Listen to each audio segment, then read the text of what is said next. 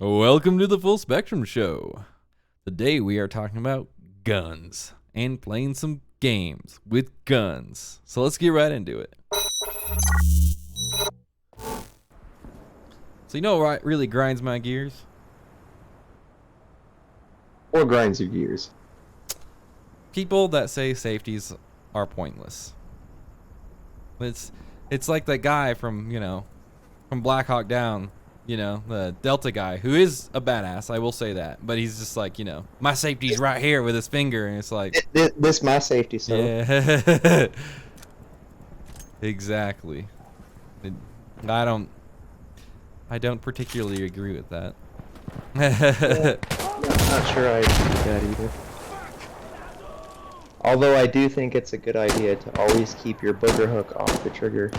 That's true. Until you're ready for a bang. Yeah, I definitely. I don't think that you should completely rely on, just don't touch the trigger and it won't shoot. Right.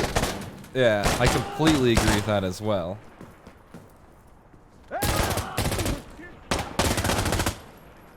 At the same time, though, dude was a badass Delta operator, and I knew what he was. Oh, for sure. But that's kind of my big issue though with people that are talk like that about specifically like not having safeties. It's like, well, most people that I've talked to, it's like, well, in a bad situation, like your adrenaline's gonna be pumping and you're not gonna like have the wherewithal to like take off the safety. Yeah. And don't get me wrong, that's true. But at the same time, it's like, well, if you're not trained enough to be able to take off the safety, then what makes you think you're trained enough to not accidentally pull the trigger when you don't mean to? I agree. I completely agree. Like it's a bad argument. Yeah. I mean, the flip side of that is like, yeah, you might, if you're in a bad situation, you might forget to take the safety off. Yeah, but if you're in a bad situation, you also might let your finger just rest on the trigger and have an ND. And that has definitely happened a lot of times. Oh, where yeah. People get in tough situations and they just squeeze the trigger, I should not have been breaching with an SVD. But yeah, man. Like, I actually have an interesting story about my dad, who was in a bad situation. I won't get too into the details. I'm not sure how much you'd like me talking about it, but they were essentially almost ran over by a dude, and this was when he's on the force, and the guy was posing a deadly threat to them with the vehicle, and so they opened fire on them, and my dad emptied his magazine into the vehicle and the perp or whatever, but the other officer was sitting there pulling the trigger but wasn't shooting anything at all. So just to play devil's advocate, so he did forget to take the safety off. He did in the heat of the moment. They did like dive out of the way from a moving vehicle and then pulled the guns, Obviously, yeah, totally understandable, Yeah. But still, like, so, I do think there's somewhat of a valid argument there, but I just think the solution to all that is training, and I'd still rather, I don't know, I just don't want to accidentally shoot myself with somebody else. I agree. I'm not a huge fan of guns with safeties, because I'm not really like the carry cocked and locked kind of guy. Really? I like striker-fired guns, probably just because they're what I'm most used to. But do you carry one in the chamber then? Well, I don't carry yet. Okay, but if you were to carry... If I were to carry, I would obviously want to carry one in the chamber, but to be honest, I think in the beginning I would not carry one in the chamber just until I got way more comfortable with myself having a gun on my person. And then once I got more comfortable, I would try to transition to having one in the chamber. Okay. Yeah. But I do think that it's a tough thing. I think because on my gun, because I have the M&P 2.0, for that gun, the trigger pull isn't like very heavy per se, but it is long. There is like a lot of travel. And in my mind, that is kind of like a sufficient enough, like, safety margin that, like, the length of travel that the trigger's going to have to travel is enough that I'm not going to just accidentally touch one off. Yeah, ideally. But, oh, well, I mean, yeah, that's the plan at least. But no, I think it's really just a difference in preference and what you're used to. Some guys, are 1911 style people, and carrying cocked and locked just is very natural, and you just draw and flick off the safety in one motion. Right. And some guys are striker fired guys, and they just want, they want to not have to deal with any safety at all, and it's just the trigger that acts as the safety basically. And I understand that too. Then you have some guys that like hammer fires and don't like safeties. Yeah, and like to carry cocked and locked. Yeah, see, that to me is where we get into very dangerous territory. Yeah. Although, to be fair, most of those same people are people that, are like the M9 Beretta guys, where it's like, it does have a safety, but I won't use it because I have the double action trigger pull first. It's essentially like a striker fire, but, Right. See, that makes sense to me, too. A double action, single action with a decocker. That makes total sense. Because, because then the trigger is acting as a safety, just like in a double action revolver. A double action revolver doesn't need a safety because the trigger pull is long enough that that is the safety is the trigger. Right. Yeah. So. I don't mean. I mean. Yeah. I don't. I'm torn. I don't. I do have a handgun like that does not have a safety on it. That is hammer fired, but it is a double single. But I also, it's more of a range toy, to be quite honest, for me at least. Like, is it a good gun? It's a fantastic gun. I love shooting it. It's one of my better shooting 9mm, I'd say. But would you carry it and trust your life to it? I mean, reliability wise, yeah, I would carry it. Like, it's gonna go boom when I want it to, Like, it's super reliable, and I really have not had any problems with it, even suppressing it and things like that. It's one of the more reliable handguns, but it's heavy, and it's full size. So there's that to contend with, which some people say is a non-factor because some people carry full-size 1911s around and conceal them perfectly fine. And that's a decently hefty gun, like. Yeah, a 1911 is not exactly concealed carry material. Yeah, but some people do it. Most people wouldn't consider it to be, I should say, but yeah, some people do it. So whatever works for you. Some people conceal Desert Eagles, so I don't know about any of that. I suppose if you really want to make yourself, feel more powerful, you could do that. Yeah. I just, I think a Desert Eagle is an extremely cool gun. I just would be worried about the reliability issues of carrying a Desert Eagle for self-defense, at least. And I completely agree. And also over-penetration and a ton of other things that you'd have to take into consideration. How a court would feel about you shooting a 50 at somebody, because there's been times when like somebody's been shot with 10mm before, and they're questioning why we're using such a powerful handgun. Yeah, of course. And I think that's happened. I think that's happened with 44 Magnum as well. Yeah. Why are you carrying a 44 Magnum? Yeah. And prosecutors, even though I personally think it's even though that's a ridiculous question. It's a ridiculous question, and it's bullshit to even bring up something like that in a court case. But it's unfortunately those kind of things that you do gotta think about from time to time.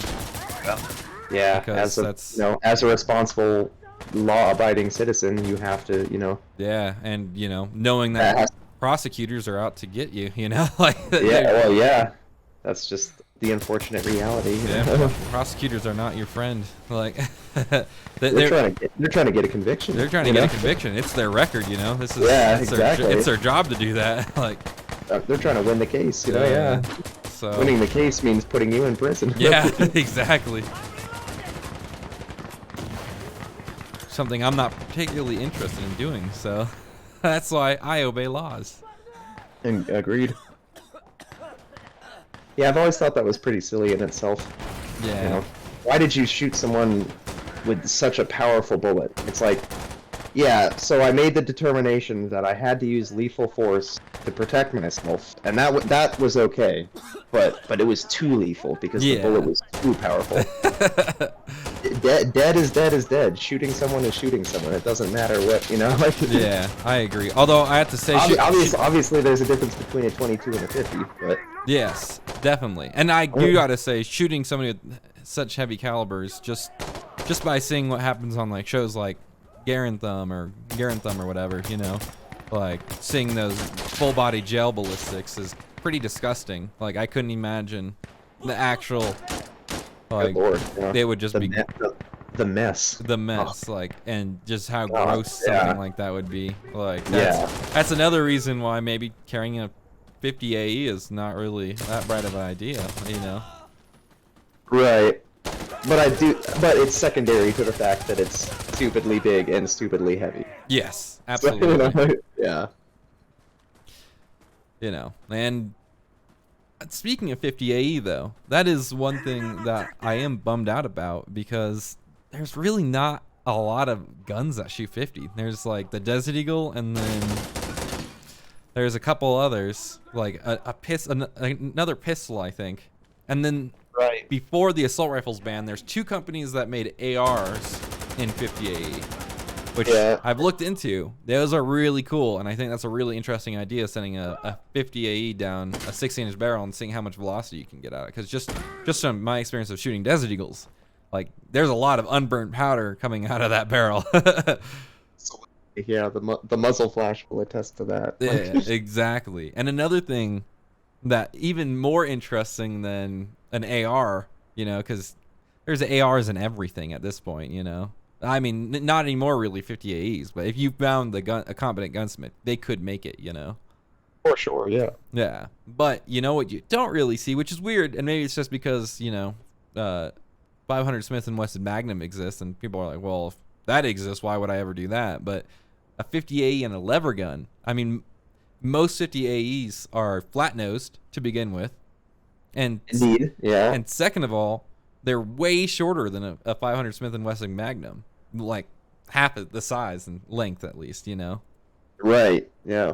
So more capacity in a tube. Yeah, exactly. Like, that'd be actually pretty cool. You can get a pretty long tube of 50 AE, and at the same time, like, I guess if you're hunting like big game or something like that, I could see where, you know, 500 Smith & Wesson would be a better option for that. But let's be realistic. Unless it's like you're looking at very specific hunting parameters for like big game hunting and like the foot-pound force that you need like at 100 yards or whatever, then 50 AE is going to be more than capable of doing whatever you need, you know. Absolutely. Yeah, I think it's just not that like common of a round. Not too many people actually own Desert Eagles. It's true. Yeah, they are kind of, you know, Gucci price too. Yeah. Basically, any gun chambered in that is kind of Gucci priced. But yeah, the Desert Eagle's one of those guns, man. It's iconic, and people love to talk about it, and they love to put it in video games. But you know, when it comes down to it, a lot of people don't actually own it. You know. Yeah. And if they do own it and shoot it, they realize that it's not exactly what they thought it was. Yeah. That's true. I mean, reliability-wise, I gotta say, they haven't been as reliable as I'd always wanted them to be. But, you know, I can say that I've never had a frown on my face after shooting a 50. That's true. Like, it always is a fun gun to shoot. And they are pretty exceedingly accurate as well. I know, right? And I've made shots with the iron sights from like I've seen a few guys set up like scopes and stuff for like hunting with them. So absolutely, yeah. There is a pick rail on the top. Yeah. As long as you don't have, you know, one of the models that has a ridiculous nice finish, which is like the majority of them. like yours. Yeah. Which I wouldn't want to. I just wouldn't, you know. I wouldn't want to ruin it by doing that. By screwing something to the pick rail on top. Yeah. Although, like, I would probably go back and get like maybe one of the lighter ones. Like they have those cut ones, like the super light cut. Yeah. Ones. Those are pretty interesting. I might go back and look at something like that, and you know, one day, not any day soon, because you know that's That's Gucci. Those are Yeah, but those are chambered in 357 Magnum, right? they can be. Yeah, they can be. Can you get one of the lightened ones like in 50? I'm pretty sure you can. Yeah. Whoa! I thought that they were only available in 357. Yeah, maybe I'm wrong. Maybe it is only 357. No, but I mean I could be wrong. Maybe that's just all I've seen. I thought it came in all 3 calibers that they're offered in. That's awesome. That's awesome. Yeah. Which is 357, 44 mag, and 50 44 AE. mag and 50 AE. Yeah. Which a 44 mag would also be pretty enticing as well. Yeah, you know, I'm not sure how I feel about those because it's a cool cartridge and it would be a cool gun. But to me, it kind of like it's right in the middle for no reason. You know what I mean? Right. Like if you're gonna get a Desert Eagle, you can go big and just get it in the original 50 AE. You know, the big Stomper. Or you can get one of those, yeah, like a lightened one, and then get it in 357 mag. You know, so that it's still I just don't. Still a powerful. For me, it's just there's so many other cool guns that are in 357 mag. You know, like Right. it's like right. why would you get a Desert Eagle? Why would you get a would Desert be, Eagle? You know, kind of unreliable. And honestly, Right. same with the 44. At least, you know, there's a lot of cool revolvers, of course, in 44 mag, and also Absolutely. you could, you know, get a 44 auto mag or whatever. You know. Maybe not one of the old ones because, you know, of all the reliability issues, but aren't they doing a comeback, a new version with like upgraded like parts and more reliability? That's what they say. They say that there's I saw the videos about SHOT Show. There's a company that is supposed to be producing them. Apparently they got teased at SHOT Show like 4 years ago. And they were like, "Oh yeah, we're making these and these are gonna be on the market soon." And then of course that didn't happen, you know.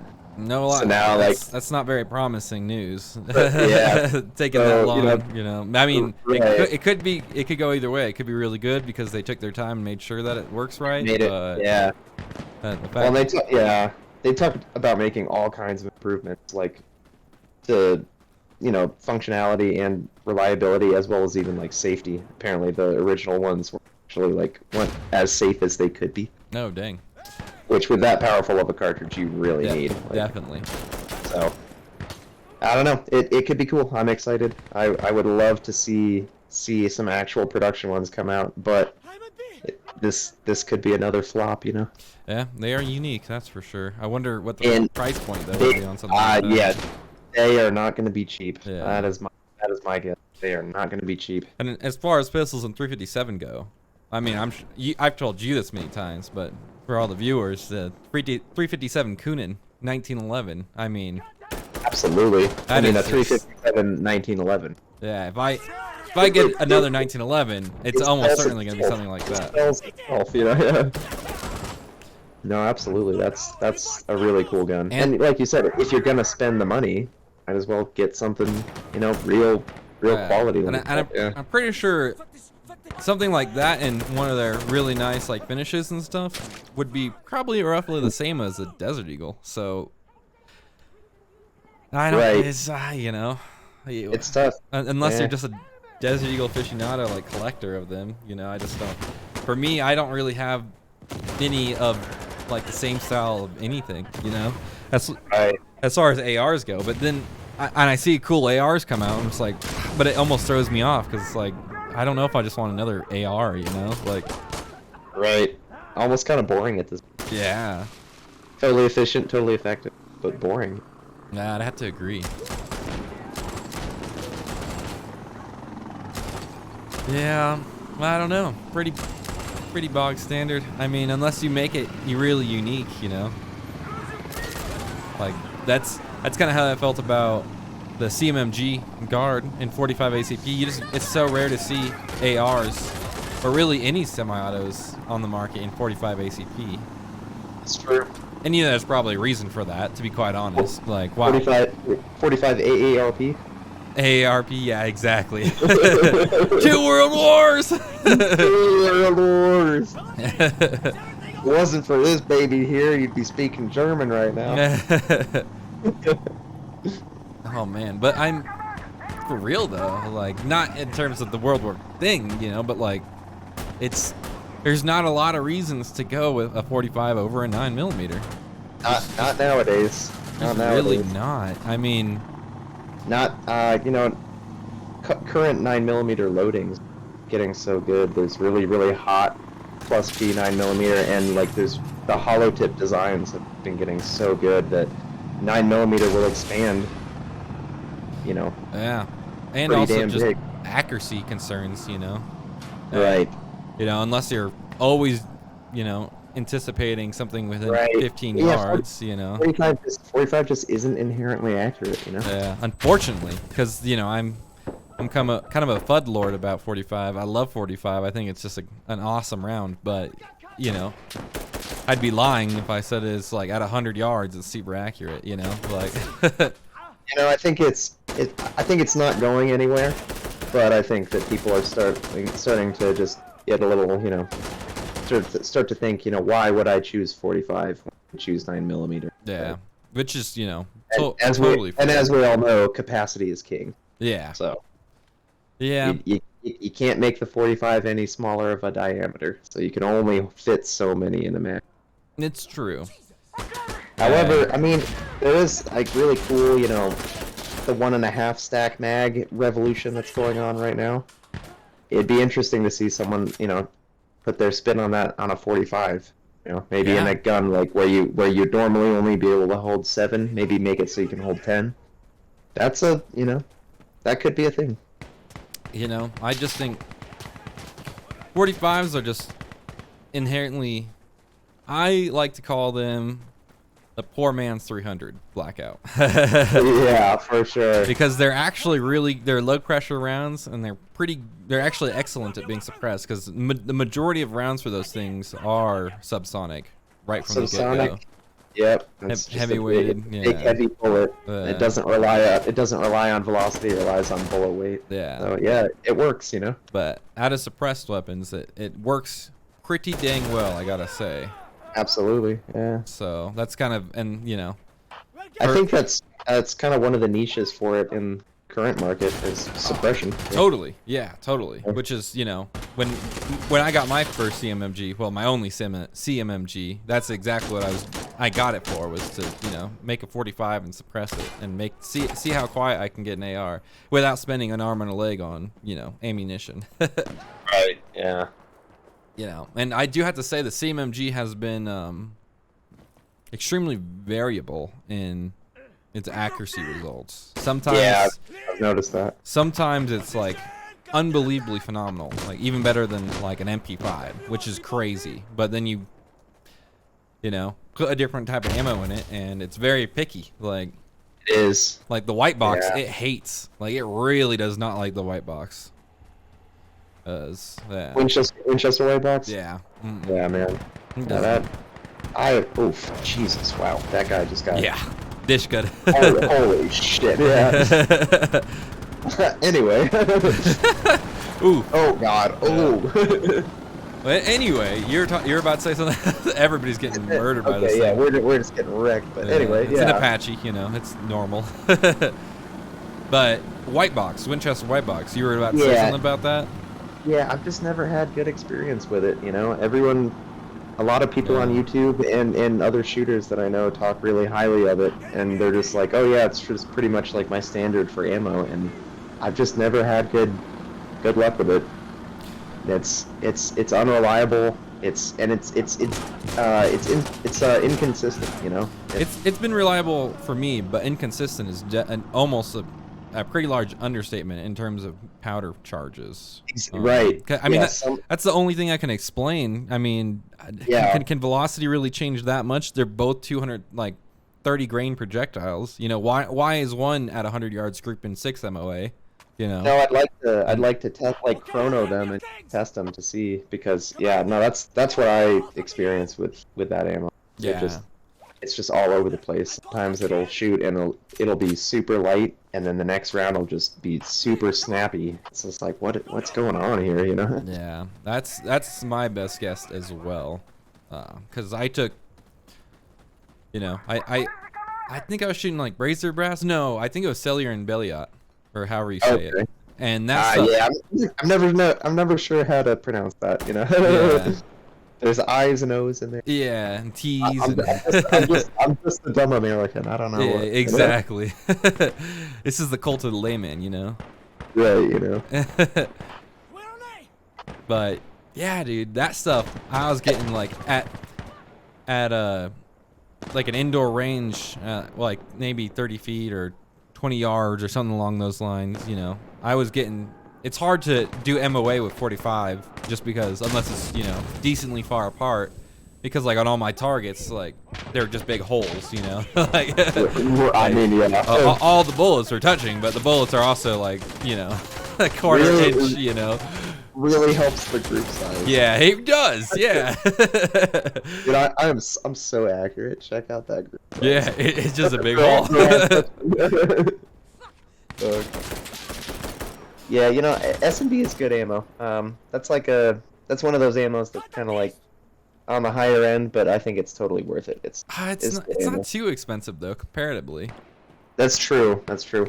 And I still have some from a big case that I bought. I want to get more if I can, with the ammo market still how it is. I'm not sure at a reasonable price too. But I got some. I think they're like 150 grain 9mm subsonics, and they were awesome. Awesome. 150 grain. Yeah, they were heavy bullets, like especially for 9mm, because the standard 9mm is like what 124 or something like that. Jeez. And weirdly they're flat nose too. Okay. But they sound so good, and they fed reliably through all my guns. Like that's the other crazy thing. Most of the target like FMJ ammo, 9mm ammo that I have is 115 grain. Oh yeah. And then my defensive stuff is 124 grain. Yeah, okay. So that makes sense. Grain. That's a substantial increase. It's a stomper, and right. Which makes it subsonic. It's because it's so heavy, Right. But I found really good luck on my sniper course that I went to, or long range marksman shooting course, whatever it was. We had time of the day when we weren't doing like using the long guns for shooting, and I brought the MP5 out, or the PTR 5, whatever, and we were shooting those subsonic rounds at like 250 yards with wind and everything, and consistently hitting like a silhouette sized target, which is, I'd say, extremely impressive for any subsonic. Yeah.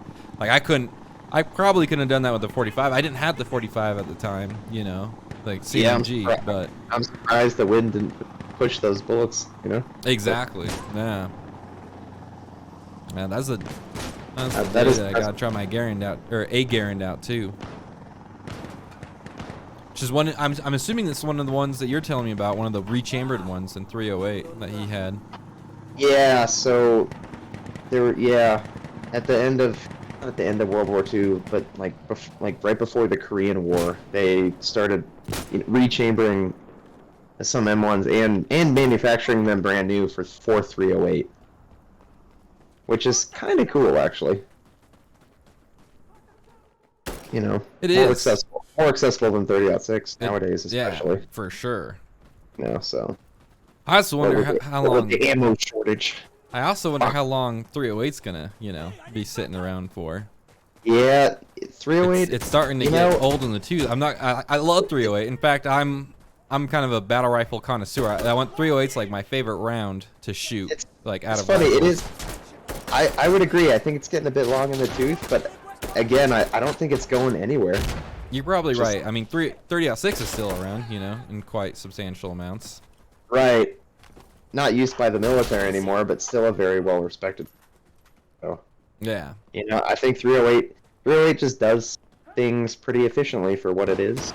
Yeah. And I'm sure they'll come up with better bullets in the future, but All that the next generation squad weapon. Either way, like they have the dimensions of it. The 6.8 by 51mm. 6.8, yeah. And both the companies that are the SIG version or what is it? Velocity Ammo, I think is their name. That makes the polymer case stuff. And the crazy thing, they make those polymer case stuff in all sorts of calibers. That's cool. And the crazy thing is, the polymer doesn't transfer heat like the brass does. So you can have higher pressures loaded, and like you can like I saw a video that they had, and they put like entire like belt through an M240 and just let it go, and like you could open it up and put your hand, and it's cold to the touch in like the chamber. Like Right. that's Yeah. crazy. I mean, the bullet, obviously the barrel's still getting hot because you're sending metal down that, but Yeah, I'm very interested in the polymer casing. and I think it has tons of potential. you could buy that now. So I'm kind of curious. I kind of want to buy a box and just see, you know, what it's like. Yeah. I mean, yeah, like the heat reduction and like the weight reduction. Being able to carry a bunch more bullets just because the case is made of polymer instead of brass. Seriously. More bullets is better. So I'm very interested. I don't think that the army is gonna go with that because they're the army and they're not exactly early adopters, you know. Well, they're kind of early adopting all this stuff, you know. Well, I don't know if they're even gonna choose one of these next generation quad weapons. Hey, honestly, Yeah. I was thinking about that today, and I'm like, they've just spent $500 million on obtaining more M4A1s from Yeah. Ep1 and Colt. So Yeah. I was So like, are we even like why are we dumping more than that money into like? You know, I think we're pulling a classic U.S. military move where we're like, yeah, we want something better than this, better than the M4, and we know that there's options available out there, so let's see what we get. But I think they're gonna pull what they always do and have a trial and be like, yeah, these are all cool guns and they're all good and they all offer like different advantages. But we're gonna stick with what we got because it's cheaper. But you know, I think the fact that they're even doing the trials and the fact that they're taking all this into consideration is really cool in itself. Yeah, It's definitely. It's interesting to see like what the future of military weapons development, might look like, even if there's not a guarantee that it's one of these weapons is going to be adopted. You know? I still can't believe a bullpup has made it into the final round, like selection. I think bullpups are coming back around. It seems that way. They were hot in the 80s and the early 90s, And then everyone got on the bullpups are stupid train, and now they're coming back, Yeah. It's really interesting to see trends do that. The Have people be like, no, this is a dead concept, then come back 20, 30 years later and be like, well, actually, maybe not, I wonder if General Dynamics is gonna put their rifle up for sale to the civilian market. I hope they do. That'd be Wow, really interesting. That would be fantastic. Did you hear about what SIG did? What about it? They put the spear, their next generation. You could buy it now. Really? You can, yeah. I mean, it's Wow. essentially. I mean, the spear is essentially an MCX, like chamber Right. 6.8 by 5.1, and you could buy 6.8 by 5.1 ammo from Wow. Velocity Ammo and SIG. So That's crazy. The fact that the ammo is like available for Yeah. civilians to buy is crazy. I would be very interested to see one of those because yeah, me too. I mean, all the ballistic tests that I've seen on the ammo is very impressive. very impressive. It Yeah. is. It's very powerful. It's very flat shooting. It's a good bullet. Yeah. Although, the spear, they're selling it as a complete package. Right, With the suppressor and everything. So you have to buy it with the suppressor. It's like the whole gig. The whole deal. Which is kind of cool, in some ways, but their asking price, and I can't remember if this includes one of their SIG scopes. I hope it does for the cost, but they're asking $7,000 for the whole setup with the suppressor good and lord. everything. Yeah. Wow. So Yeah, I can't say I expected anything less. me neither, but I'm sure they're putting a way lower price tag for the military because there's no way that the army is adopting the M17, the M18, all these pistols at the prices, even street prices. Of course not. There's no way. Yeah, But you get a discount when you buy in bulk. When you buy a million of them. That's true. They'll cut the cost down a little bit. No doubt there. And also, they'll drop the price when they're competing. And military memorabilia, people just will pay out the ass for that kind of stuff. Like the scar. Like the scar Absolutely. is like you see African countries purchasing the Scar H, and stuff like that. Yeah. And it's like they're not dropping tons of money on that like civilians are in the States, Definitely not. I doubt they're paying, $3-4 grand for even the the scars as fun switches, you know. Oh yeah, yeah. One of the quirks of the U.S. Yeah, people just want if the military likes it, they're like, oh, we gotta have it. Like That's what the military is using. I want it too. yeah. You know? Which and I don't want something that is functionally the same, but looks a little bit different. No, I want the exact same one that the military has. Like, It's really funny to me because just being a fan of buying like old military surplus stuff in general, like not just guns, like military. Ooh, that was my bad. I just shot somebody and he shot me in the face. It was a teammate. I deserved it. But I mean, military like grade is not really a compliment for the most part. Right, Like, right. There's a trope with lots of soldiers like, oh yeah, it's made in the military. It's the cheapest like it's whatever they could buy for the cheapest price. Like, I was gonna say, made by the lowest bidder. Yeah. Whoever took the lowest contract from the government, that's what they went with. So. Although to be fair, the Scar H is not like one of those things. The Scar H is used by like special operators for the most part and things like that. Yeah. So I see where I guess a lot of people go for that, because even scopes like the L-cans are super revered for being awesome sights. Which I also find funny because I see L-cans on so many, like looking at pictures like Spetsnaz's loadouts and stuff and just what the Spetsnaz dudes are using, like so many of them use L-cans in their AKs. Crazy. I'm like, where are they getting those? Is Canada straight selling them? And also, that company that makes the L-cans is owned by Raytheon, so it's like, how they're just selling them? Like, so we can't we can't buy Russian AKs, but you're gonna sell them like some awesome glass. But they can buy L-cans. Yeah. Okay, I see how it is. Like, That's shit. Totally a two-way street. For some reason, we're not allowed to import Russian firearms into the U.S. They could buy whatever they want.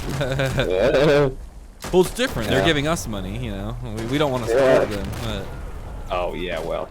Yeah, whatever. Anything for the check, It's true. It just saddens me. Mostly because I want Russian AKs back. I'd love to see some Russian pistols on the market. Some Russian pistols? I want to buy like some of those Russian revolvers. Oh yeah, there are some pretty cool Russian revolvers. Even their service pistol, the 9mm, is pretty cool.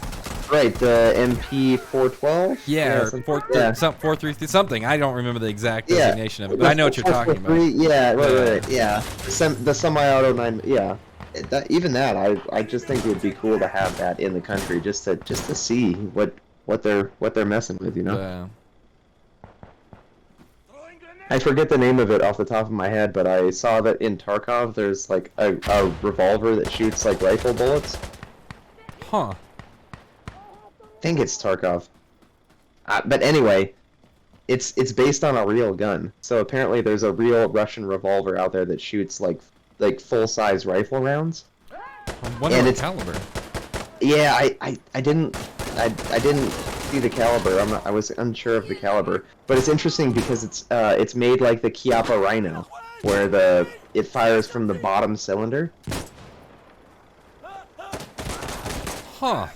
So presumably to reduce felt recoil, which I assume is going to be out of a lot. rifle round, yeah. Yeah. So, yeah, really cool. I really wish I remember what that was called, so you could go look it up right now. But that's all right. We'll write it down for next time. Yeah. Yeah, no. Definitely cool. I'd love to see some of those guns in America. It's interesting too because the Russians have interesting calibers. I've always been interested in those like huge bore shotguns that aren't even considered shotguns. They're like pump rifles or whatever they're called or whatever they're considered. Like those are in Tarkov and it's a couple other games like the big Taz's. From what I've been able to find looking it up, though they actually are shotguns. They have incredibly large bores, and the reason for that is because apparently the Russians took old anti-aircraft guns and took the barrels and chopped the barrels on those and used those as shotgun barrels. Wow. So they're Yeah. rifled, right? That's what I thought was one of the niches of them. I think so, yeah, because they were anti-aircraft barrels. I think they are rifled. Yeah. That's crazy. Yeah. I wonder how much one of those kick. I've never shot a 10 gauge. I've always wanted to, but Apparently it's not that bad, because apparently even though technically by our standards they would be like an 8 gauge shotgun, like they're not. Apparently the cartridges aren't like just they're not loaded to super high pressures. okay. So apparently it's basically equivalent to like a 12 gauge. Like, yeah, the bore diameter is bigger, and so you can fit more pellets in there technically, but it's not necessarily more full than more recoil than gauge. Get ready to move. So And interesting. and just a huge amount of different shell varieties that those things have are pretty interesting. Right. Well, having a very large bore size like that gives you a really even more options than in 12 gauge of like what you can stuff into a shotgun shell, Yeah. which is really cool. So much versatility. Gas shells, flash shells, like Exactly. Securing Alpha. The ability to launch gas, launch basically launch a flashbang out the muzzle of your shotgun. All kinds of weird which stuff. is a little aids in Tarkov, but Yeah. But really, really cool. Yeah, I wish we were able to get those guns imported. right. Or there's some interesting manufacturing going out, but of course there's making a gun that's profitable to make is difficult, and because then you got to mass produce it too usually, so Right. which means you need mass appeal, where a lot of these smaller guns, like, there's definitely people that would buy them, and I think that's why you see these really unique guns, like even the closed bolt AA-12s that were being put out, and people were buying them for like 8 to 11 grand depending on the model, like, and the only a few of those are getting made because the price. But I guess that's kind of what you got to ask for when you're only doing like a handful of them, Yeah, when everything's handmade. Yeah, it's kind of a shame. I love really old guns, and I love really weird, unique guns, just because I think they're interesting. And all the time you see really old, weird, unique designs, and people are like, I wish they would make a reproduction of that.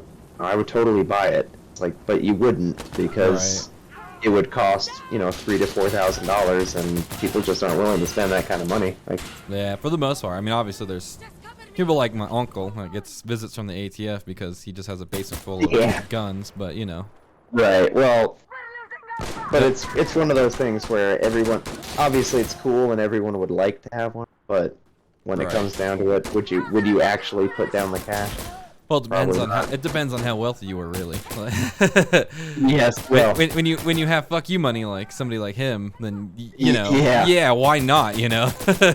Well, I think most people would say that they don't have as much money as they Yes. necessarily like to. I'm definitely in that category.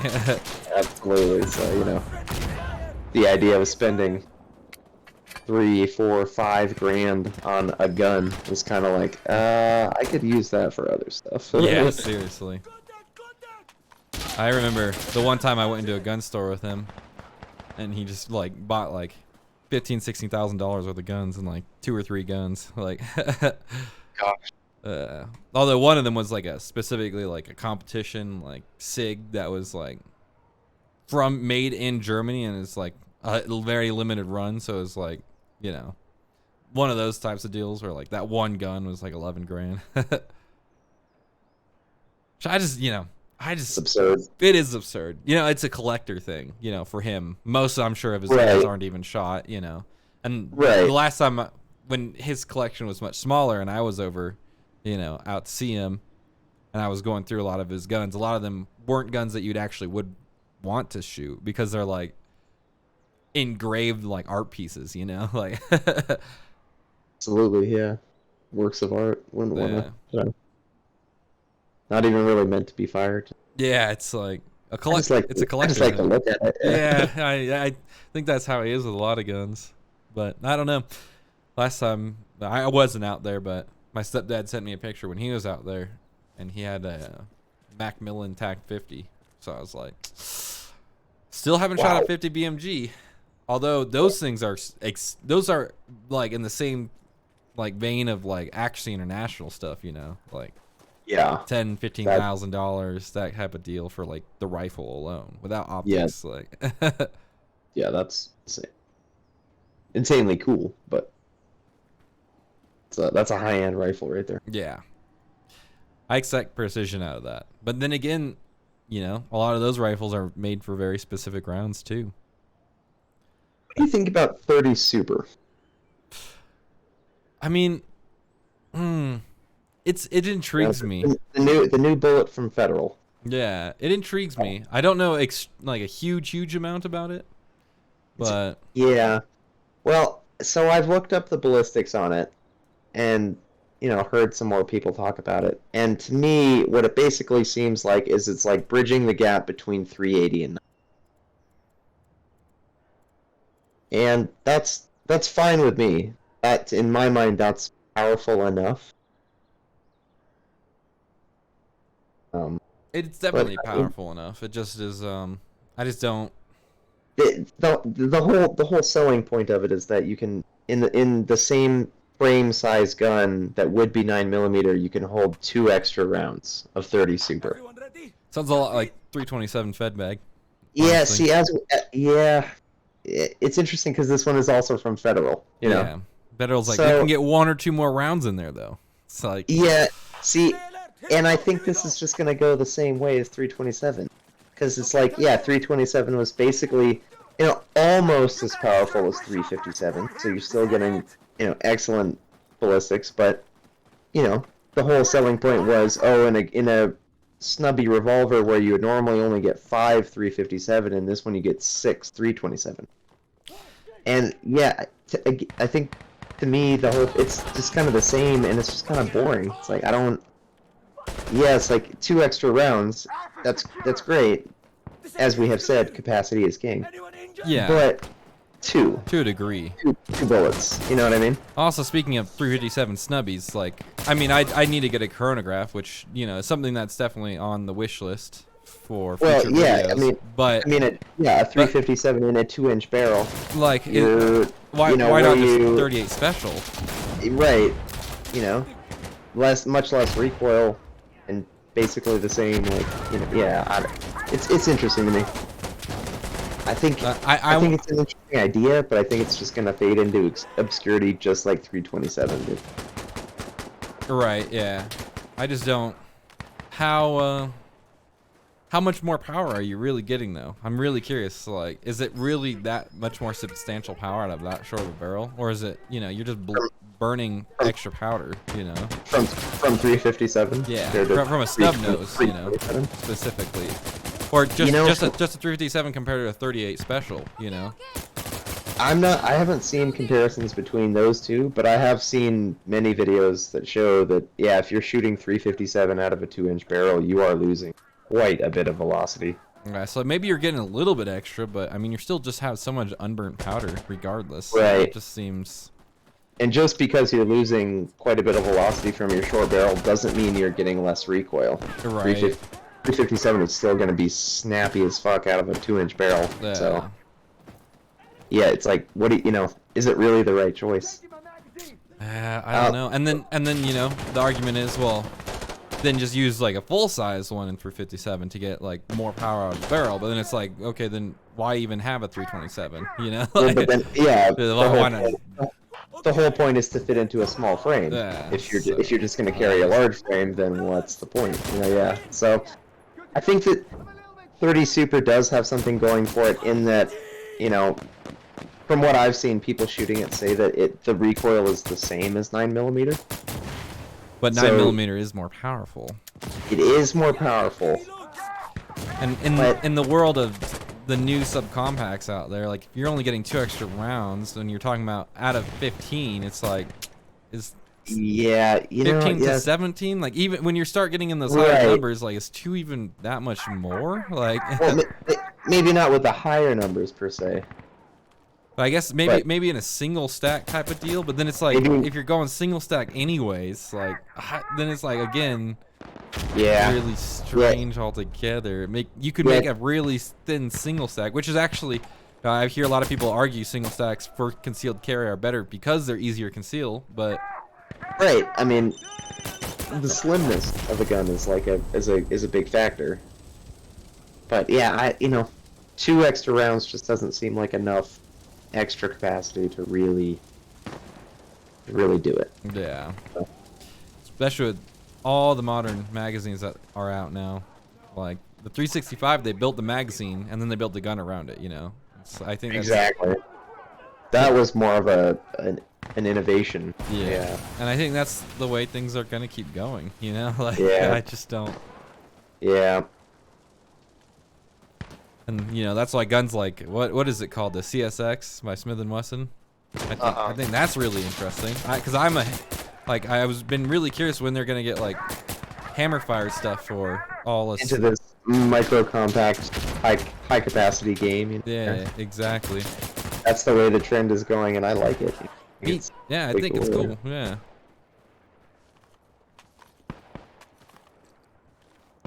You know, I think the other thing, the final thing about the 30 Super is like, from the video I saw, Federal said that, oh yeah, it should be right around the same price as 380, and we already know Should be, 380 yeah. more expensive than 9 millimeter. Which is crazy to me, honestly.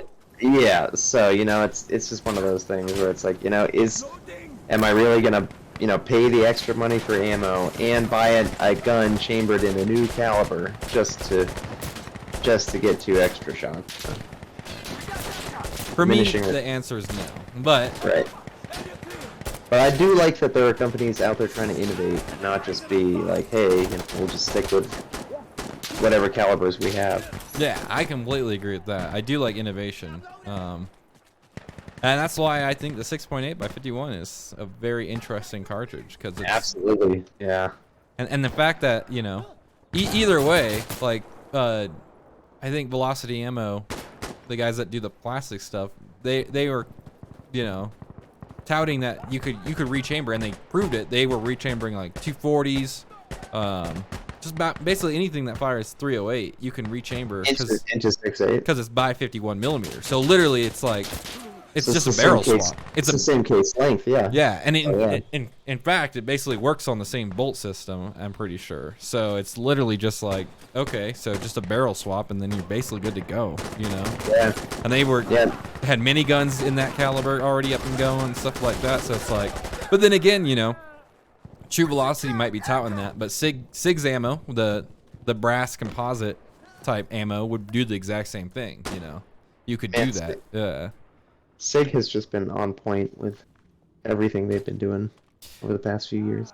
I mean, they're just killing it in massive, in you know, the numbers. You know, that's. I mean, they won the scope contract too for the Army. And did you know Yep. about that? Yep. So I did hear about that. Yeah, they just You guys all okay? the military's buying all their stuff. They're killing it. I mean, 365 was, you know, a revolution in itself. Like, I also think it's interesting that they're getting 2 models of optics from SIG. They're getting for mainline troops, they're getting front focal plane optics, and then for like special ops, they're doing second focal plane. interesting. Yeah. So Why would you why go with 2 different ones? Yeah. Well, I think second focal plane, there's something about being able to get on target faster or something like that. Right.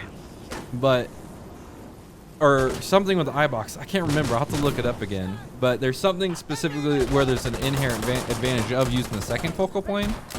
But, I mean, in that, like, if you're talking about millisecond response time, like, I don't, or, you know, the front focal plane just has so many advantages to it. Like, from ranging to BDC being like the same holdover the whole time, like I don't know. I'm not a spec op, that's for sure. I'm not a professional shooter by any means. I'm just recreational and, you know, a guy on the internet talking about guns. But You're not a tier 1? yeah, I'm not a tier 1. I'm like, you know, maybe a tier 8 or something like that. Oh no, goodbye. That's being generous. Honestly, though, but you know, I'm like on I'm like on Team Zulu. Well, I'm sure they had plenty of good reasons for doing it. Like you said, they kind of know what they're doing. Oh yeah, definitely. Compared to them, I wouldn't know what I'm talking about. Yeah, and I'm on the same boat there. But it is weird because, you know, I've always been a huge proponent of the first focal plane. So, Yeah, you know, absolutely. I think those scopes have, for me, like I started getting rid of my second focal plane scopes just because the reticle's staying the same size the whole time, and I don't know. There's just a whole bunch of reasons I didn't really like it, you know. Mm-hmm.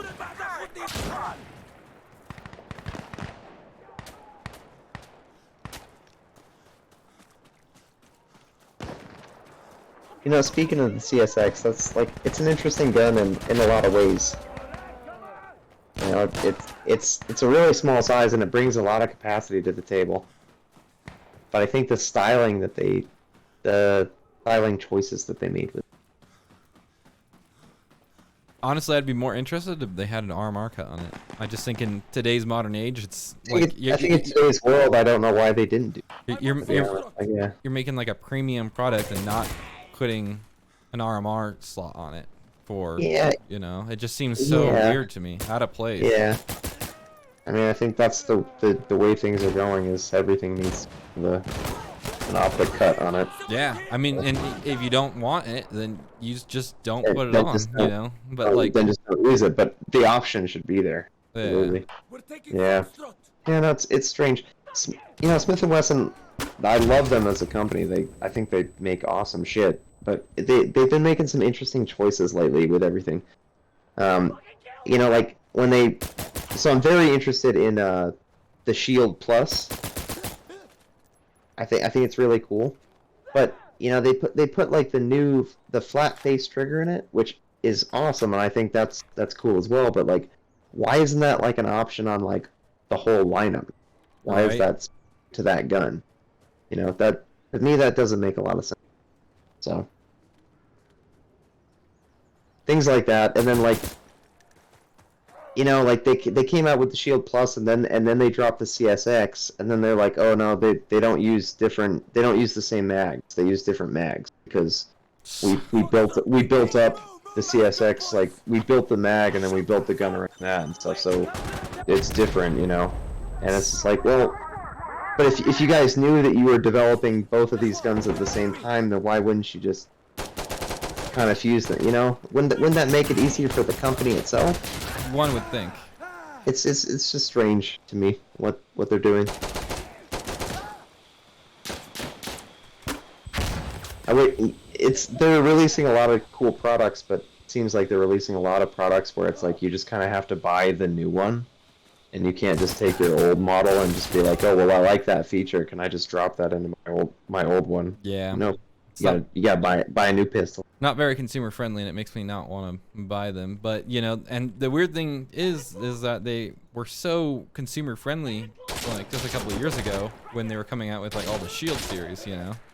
Right. Like they're so reasonably priced. It's like, why would you? It was almost hard to like recommend a Glock to somebody at that point. Well, and that I will still say that they are still reasonably priced with a lot of things. Yeah, I mean the CSX not really, but that's true. That's very specific. Yeah. And they have been posting record profits, so Big Blue must be doing something right. Oh yeah, something.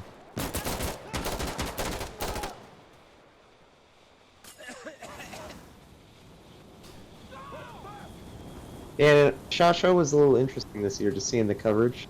Yeah, I recently just saw like a weird new pistol caliber carbine where you gripped it completely differently. Like had grips on the sides of the rifle, and it looked really weird. It almost looked like a G36 kind of deal, but you gripped it from both sides like of the rifle, not like a regular pistol grip. And I guess the whole idea is like the rifle contours to you, not the other way around. Huh. Which is, I don't know.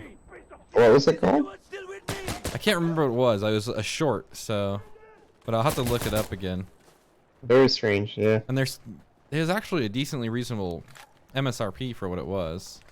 Okay. So it's weird, but it was also 16-inch. It wasn't like it was an actual PCC, not a pistol. Not a pistol. Yeah. Yeah. Gotcha. Well, that's kind of neat. Yeah, you know, there were a lot of PCCs at SHOT Show that were coming out, and a lot of them were just extremely expensive. And I know that's the hot thing right now, but it just seems kind of ridiculous. Seriously. When someone is like willing to charge $2,500 for a blowback 9mm, it just seems kind of, you know, I don't know what to say about that. Like, Yeah. it better be, you know, the finest made thing ever. I've been seeing a lot of PCCs that have been coming out with like either DI or actual like gas impingement, which is really interesting. Right. Okay, let's do it. Basically taking a full AR or HK style and then like blowing it down into an actual like something that All right. much lower pressures could actually use. Right. Go fucking spread it out. I wonder how reliable those will end up being. Hey, you guys just Yeah, I don't know. Is that it? It's a saturated market. Sure. People have kind of caught on that that's the thing. Companies are just trying to push them out now. I mean, just do something different, you know. Yeah.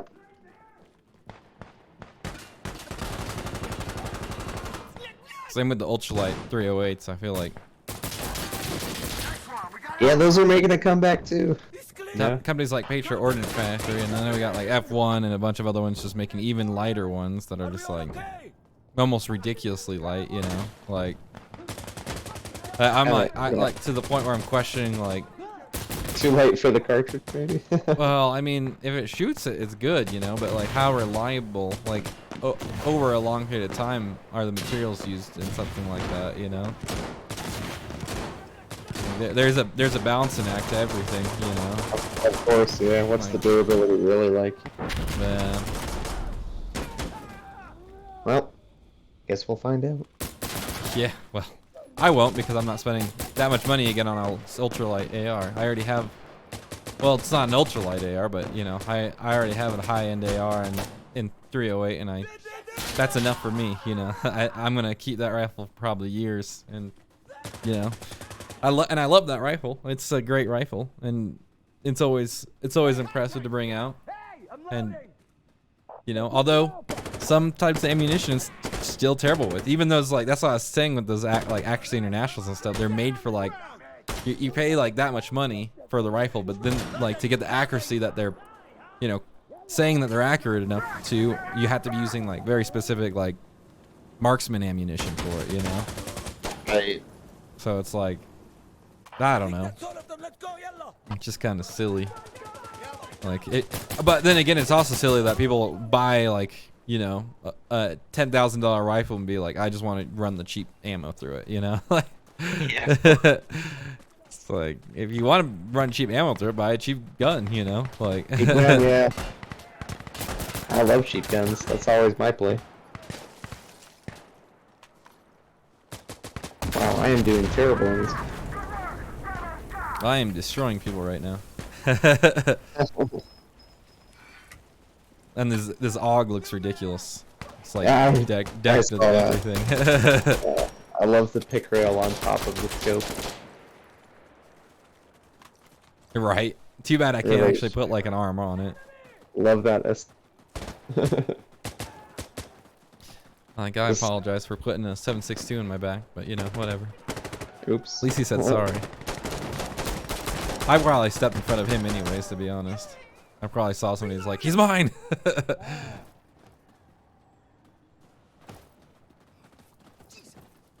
Okay. But yeah, these, we're taking Charlie now. you know, I don't know, dude. I think an AUG, I know we were talking the other night about some of this, but like in bullpups, I know you're not a bullpup guy for the most Not part, necessarily. but I'm, I don't know. They do offer a lot of advantages. I really like the idea of a bullpup, but I've never owned one that was actually like that good. My very first rifle I ever bought though was a bullpup. Right. What was the first rifle you ever bought? The first rifle I bought was a Marlin Model 60 22. That is an excellent choice for a first rifle. Yeah. And Yeah, that extremely gun accurate. That gun served me well. Very, very, very accurate. You still have it? I do not, unfortunately. That is unfortunate. I'm not sure I can get rid of my. I mean, I could get rid of my first gun. And I probably should, honestly, but. Yeah, I've only gotten rid of two guns that I've owned, and that was one of them. And that I really do regret it. Oops. The Marlin and the what? What else did you get rid of? I got rid of a Mossberg Shockwave. Oh, I remember that. That shorty shotgun that I got with the SB tactical brace on it. Do you miss it though? Not really. Yeah, that one it was cool, but It was a very cool gun. You know, I had set it up with the brace, and I kind of had set it up with like ultra tactical. Like I put that like oversized safety selector on there, which I really liked actually. I put a rail on top for mounting sights. I put a side saddle for holding the shells. I love side saddles. It was a really cool gun, but I actually don't regret getting rid of that. Yeah. But I do regret getting rid of that Marlin. The Marlin was unbelievably accurate and unbelievably fun. Oh, that gun killed many a squirrel. And it was so cool because it had the tube mag, so I think you could hold. It was either 14 or 16 rounds of 22 LR in the tube mag. It was a really cool gun. I wish I didn't get rid of it, but I traded it in at a gun store so I could get the Ruger LCP. I don't have good things to say about that, but I'm not a big fan of LCP. And didn't you get the second generation one? I got a second gen one, yeah. So it's better than the first one. Yeah. And I really actually love that gun. There's something about that LCP that is just it's just fun to me. Well, The fact that it is so small, just like it's truly a pocket gun, you know. and extremely light. How does that thing compare to like the 938? I'm curious. In like size. Have we ever side by side?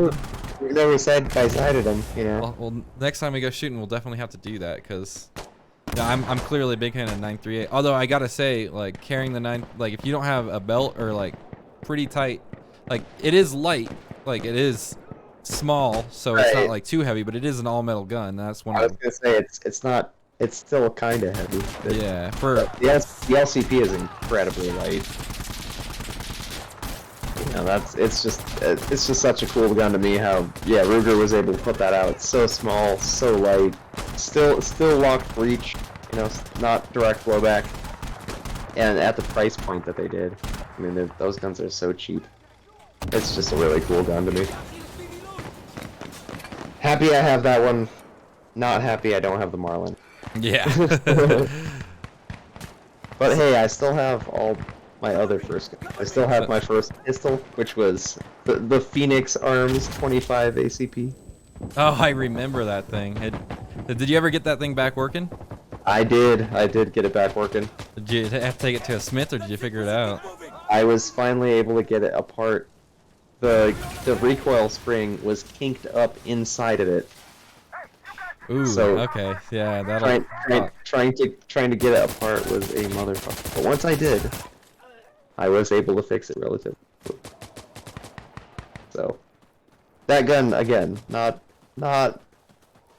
pretty horrible reliability actually, but I still love it because it was my first pistol. Oh, we were actually so there's a new ammo manufacturer that actually just opened up shop in the town I live in, or the town we grew up in, and it's really interesting that there's a manufacturer here now, you know, because it's not like a huge town or anything. Yeah, that's weird. Yeah, but they especially focus on like remanufactured stuff. Uh-huh. And so, like, all of my family members are in this huge family like text thread saying, "Oh, how awesome this ammo is and how good it is and stuff." And it's weird because there's so many people in my family that own, like, they're all SIG fans, you know. So they have, what is it, the 320? I think the new one is like the M17 and M18 are based off of essentially. Yeah, the 320. Yeah. Yeah, so everybody's been buying like M17s and like 320s and stuff, and so they brought a 320 out to the lake house, and we're shooting it with that new ammo, and got somehow, and you know, I'm not sure if this is from the 320 side of things or from the remanufactured ammo, and I never actually got to look at it myself because I think they just decided to take it into a gunsmith. But they got a live round stuck inside the gun, and the gun locked like shut. This is like a brand new gun, you know. They don't shoot too often, so that's pretty crazy to me. So the gun was locked up with a live round in the chamber. With a live round, and they could not get it out, or you know, they couldn't do anything. Yeah. So the trigger wasn't working. Trigger wasn't working. Slide was not moving, and they couldn't disassemble it, which I wouldn't recommend doing anyways with a live round in it. But well, yeah. I'm not sure what else you do, you know. But oh gosh, yeah, I don't know. I'm not sure what I would do either at that point. What do you do with a gun like that once it locks up with a live round in the chamber? You could be risky, or you could take it to a gunsmith and let them be risky with it. I think that's your two options. I've taken a gunsmith, and I've taken a few guns into gunsmiths, mostly for adding attachments when I was less experienced. The one for an actual like broken weapon, or one that was jammed up with a live round in it, and it was a standard manufacturing DP12. Okay. Yeah. Right. There was a live round in it. Yes, it shot one, and the other one, and actually what happened was it wasn't fully sealed. I was shooting birdshot out of it, and for whatever reason, it went off without actually having like a locked chamber. So yeah, so it went off out of battery. It went off out of battery, yeah, which is extremely sketch. First of all, that definitely blew the case, which jammed it up, right? Yeah. And you know, the reason I know it was out of battery when it blew up is because I got birdshotted in my wrist, because you know it's a bullpup, so all of that birdshot blew out the back of the chamber and went across my wrist. Oof. Which didn't make me bleed or anything. It wasn't like, because it wasn't like directed. Good thing shotgun rounds are low chamber or low pressure rounds. Yeah, so. Totally. Yeah, definitely. That bird shot basically just came out there with like no velocity behind it. Yeah, I mean it stung. It definitely stung. I felt it. Like oh yeah. But I mean, it didn't hurt you, but it didn't feel good. Yeah, definitely. Still super sketch. And as soon as that went off, I was like, "What just happened?" Oh god, yeah. And then like I fully made sure it was seated in there, and then I could not get the other round to go off, and the action was completely locked up.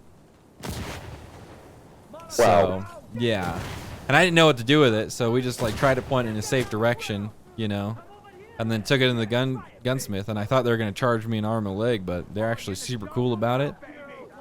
Super sketch though. It's like the guy's just like, well, I don't really know what to do, so he just took like a firing rod and hammered it into the barrel onto it, and it unlocked it. And I was like, that was the sketchiest thing I think I've ever seen anybody do with a firearm. Like, and inside too. And I was like, how much do I, and it came unlocked, and he's like, how much do I owe? And he's like, nah, it's real. I was like, you just risked your hand for me. Like, really? Legit. Like, good Lord. I'm trying to imagine what that would be like, bringing a gun into a gunsmith and just being like, yeah, there's a live round in the chamber. No, I just wanted it down. You know, and I'm pretty used, like they were used to me at this gun shop, so they knew I knew my stuff, and they saw me even carry the bag in like pointed down. You know, I was smart the whole time with it. I wasn't like, you know, so right. But still, it's like yeah, there's like that. The problem is like I can't get a live round out. Like the gun shop and the gunsmith closest to me is like just right around the corner, a few blocks away. And every time you go in there, if you're carrying a gun case, whenever you walk in, they ask to check your firearm to make sure it's unloaded. because they don't have a firing range there, just the gunsmith. So I guess they just want to make sure no one's like carrying a loaded gun in a case, which is weird because you know it's a gun store. But Yeah, but you know, there's also so I can many people that do that kind of stuff. Like, yeah, no, I can understand why they do it. So, but it would just be interesting to walk in there with a gun in the case, and they'd be like, do their customary like, "Hello, sir. Would you mind if I check your firearm to make sure it's unloaded?" And just be like, "Yeah, about that. It definitely is loaded." yeah, exactly. but I don't want it. Yeah, this is actually the reason I'm here. Yeah. It would just be a very interesting situation to have. And sticking something down a barrel and tapping it with a hammer, like, yeah, I'm not sure I would do that. But, you know? I definitely wasn't going to do that, which is why I brought it in, because I was like, I don't know if you're gonna take it apart or what you're gonna do, but I guess that was the solution, and it worked. But, it worked. Yeah. my lord, I don't know if I would do that. I actually know for a fact I wouldn't. Yeah. So, and the other times I've brought it into the same place, you know, that's another problem. You bring it into like a gun shop, unless it's like a really small, like mom and pop shop, like you don't really know who's working on your gun. Is it going to be like the most experienced guy there, you know, or is it going to be like the new guy that doesn't really know what he's doing? Right. The guy, you know, his first project. Yeah, because let's see if you can handle this. Yeah, because the same time, or the same place that I went and had that, you know, fixed, and that they were totally awesome about that. I also had them put on like a handguard, because at the time I had never built an AR, so I was like, why don't you just, you know, change the barrel nut and do the handguard and make sure everything's actually lined up properly, and you know, right, and you know, that made the gun really inaccurate for a long time, and I could not figure out. I thought it was me, honestly. I thought like, I was like, I just got super bad at shooting all of a sudden, you know, like now I'm just terrible with it. Like, and every sight that I put on, like, is it the EOTech? Like, is this just completely thrown off because it's like the cheaper model, or just in general, like it's just a bad sight? You know, I just could not get it on, even at like close range. I was like I can, obviously on paper, but like they were just all over the place, like no consistency at all. Right. And then, you know, eventually I end up deciding to, you know, rebuild the whole thing by myself, and, you know, taking that foray, which, you know, people argue it's not really building because it's like AR parts, you know, it's I put together, whatever you want to call it. But there's, you know, there's a decent amount of work that goes into it. Yeah. Oh no. Oh. Yes. You know, sometimes that's just how it goes. Oh, Yeah, I'm was always away from hesitant 100. to take guns in. I'm always trying to learn how to do it at home. Be like, well, if I fuck up on it, at least it's my gun. Right. So it's okay. Like, yeah. Exactly. Yeah, but you know, I tried getting that barrel nut off, and you know, I even bought a second wrench because I thought maybe the wrench that I had was like not good enough. So I spent a bunch of money on another like super nice AR wrench, and like I ripped the nut apart. Like I ripped like where the actual like wrench goes into it. Like it ripped those parts right out of the nut. I remember that, dude. Yeah. I was so upset. Ripping those holes in there. I was like, and Jesus Christ. I put so like I was really trying to loosen that thing up. I don't know what they put, like red Loctite on that thing, or I don't know. That was that was that was the time when you were trying to take it off, right? And then you eventually took it back into them, and then they're just like, Jesus, why did you put this on so tight? Like tight. They're like, you're like, I took it to you. Yeah. Put it on. Like, what? Why did you put it on? Yes. So tight, you stupid motherfucker. Yeah, dude. That's exactly the time I was talking about. Yeah. Oh god, dude, that's so funny. And they shut up real quick because they're like, they tried charging me extra because I went in and I had to pay for it to get off, which is.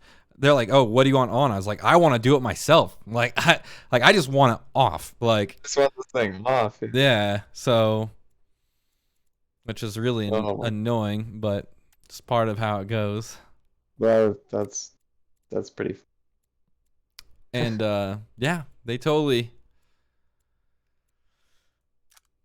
Yeah, that just all in general, that was just not an awesome experience. I was gonna say. And you know, they didn't end up charging me extra because they broke a tool getting it off. They're like, we broke a wrench getting it off, so what? Like, you're gonna have to pay us for the wrench now. I was like, but you put it on, like, like we did. And I was like, yeah, and I showed them like, you know, the receipt or whatever for it. But it's just like, and they saw it in their records too. But it's just like one of those things, you know. It's kind of, Yeah, I can't believe that happened. yeah, I can't believe it happened, and also can't believe you tried like making me like go out of my way to pay more for like the work that you did on it, you know, like, and I did, and I still paid more for it because like I didn't, like, technically I had to pay to get it off, you know, the thing that they put on. And after that, after I put my own barrel nut on and actually assembled it myself and didn't do it like unbelievably tight, the accuracy went up by huge margins. Like, I was able to actually like get consistency out of the gun with the right ammo, of course. Right. Yeah. Yeah, it was worked down too much. Such a basic fuck up. Yeah, and another weird thing is like, it's just crazy how much like even gun design, like, how do you even like figure out like the best like harmonics for a weapon? Like, that's been a really interesting thing to me after that little foray into all that, was how are these guys like Eugene Stoner and stuff, like, how are they getting the harmonics just right in these firearms when they're designing them, you know? A lot of work, you know. A lot of trial and error. A lot of trial and error, I'm sure, but you know, I just think of like how aircraft are designed in these like wind tunnels. I wonder if there's some type of system where you can actually like get a weapon up and have like a bunch of like sensors on it, you know, and fire it, and like kind of like seismic sensors, you know, and figure out like what's the best harmonic. That's true. I don't know. Well, you know, we do have high-speed cameras now. that's That true. probably helps. Yeah. You know, the gun that you're actually using right now, I can't remember, some type of QBZ. Yeah. It is the ugliest gun I think I've ever seen, but it has like the most beautiful fire rate, especially in this game. It just feels so nice that I wonder. It has a very low fire rate, yeah. And I've actually seen on Forgotten Weapons before, they had a modified AR that had an extremely low rate of fire, and it looked extremely controllable. Right. I think I remember using like a 100-round mag with it, like a box mag. Yeah, I think I know the video you're talking about, yeah. But They like slowed down the rate of fire on an M4 so that it was like super controllable. Like,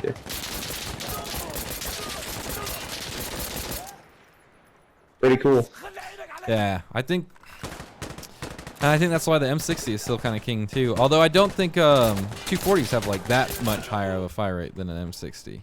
But there's just something magical about that, like that 500 round. I mean, don't get me wrong, Burt guns are fucking awesome and a ton of fun, but like I think out of all the like full auto SMGs I've had the honor to shoot, the PPSH was one of my favorites, if not my favorite by far. Oh man, I've never shot anything full off.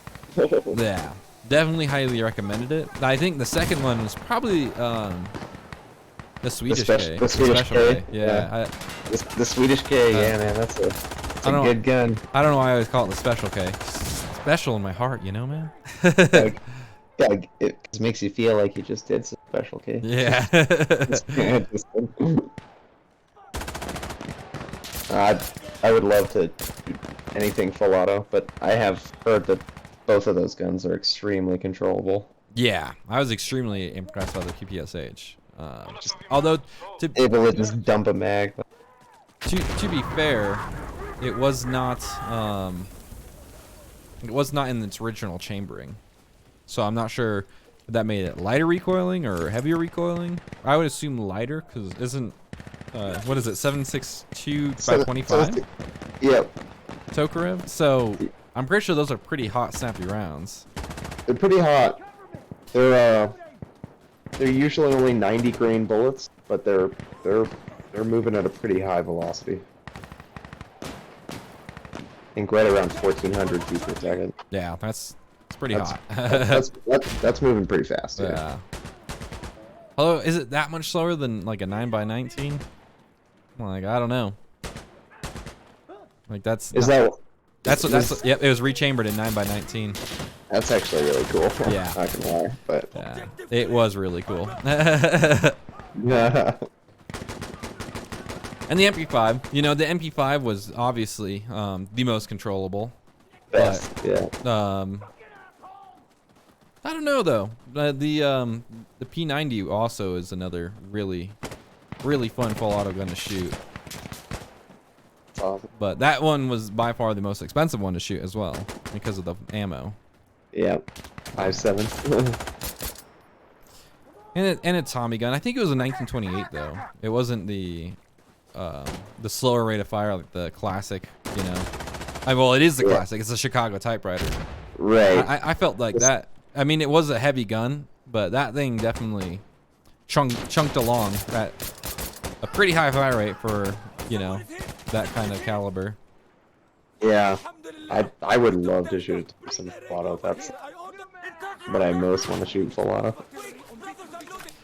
Or a I think a Chris Vector in 45 would be extremely fun to shoot. Oh, I bet. I had the pleasure of doing like so I've shot a few Vectors, like the civilian models with like binary triggers in them. And those are pretty interesting too. Nice. I shot, but I still haven't got to try the original out, like even in binary mode, like the 45 ACP. Like my bud has a 9mm one that he has that, and there's just something about those specific binary triggers that are made for those. I just don't feel safe around, and I have multiple examples of why I shouldn't feel safe around them, and that's because they can't select into semi-auto. So like. Or safe, like after you pull the trigger, the only way that it's not gonna go, well, no, actually it's the only way it's not gonna go off again is if there's not a round in the chamber, like when you release your finger. That is a bit sketchy. Yeah, and it has been a bit sketchy, especially because like they're really fun, you know, as like range toys. So like I've seen multiple times people like try it out for the first time. They're like, oh, this is super cool, you know, and it is. Like they're not wrong. But, you know, you shoot and then, you know, you go to give your buds a smile and then let the finger go off the trigger and then put a round right in front of you in the dirt, you know? Like, not a great feeling by any means. A little bit of ND in your life always causes issues, at least in my time. Definitely like a brown pants moment. Yeah. And then I also got to try out one of those binaries in a 10mm model, but the guy was letting me use it, like borrow it, or not borrow it, but like use it, you know, and I didn't have 10mm ammo because I actually don't own any 10mm. Unfortunately, I do kind of want to, but just one of those things. So, and you know, as expensive it is, he gave me like 4 rounds to try, and in a binary it's like 2 poles, you know. So I don't know if I got that good of a judgment of, you know, what the recoil was like or anything. It was pew pew pew, and it was like, oh, that's cool, you know. It wasn't crazy though, that's for sure. Definitely. Did you see that like Franklin Armory is coming out with a binary trigger for a Glock 17? I feel the same about that. There's no safety on that. There's no way that you can not do 2 rounds.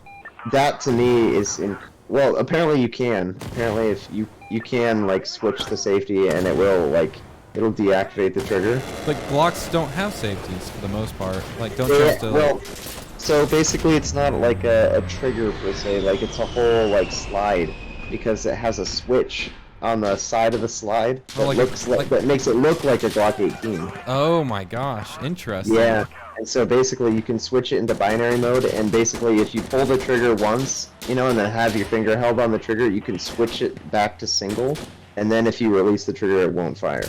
Well, I do like that.